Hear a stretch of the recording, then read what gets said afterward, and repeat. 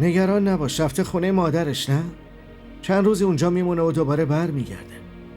اینم از خوشخیالیتونه. اون برای دوباره برگشتن نرفت.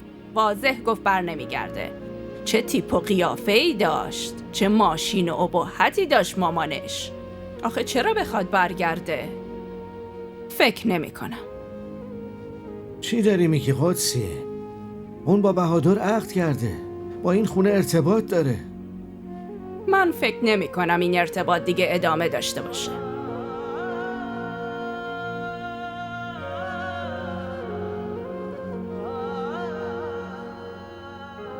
به چی فکر میکنی ها؟ چی کار میکنی؟ اونو ول میکنی؟ چرا همچین حرفی رو به زبون میاری؟ من همون چیزی رو میگم که دارم جلوی چشم میبینم. یه چند روز صبر کن، اون وقت همه چی برات روشن میشه.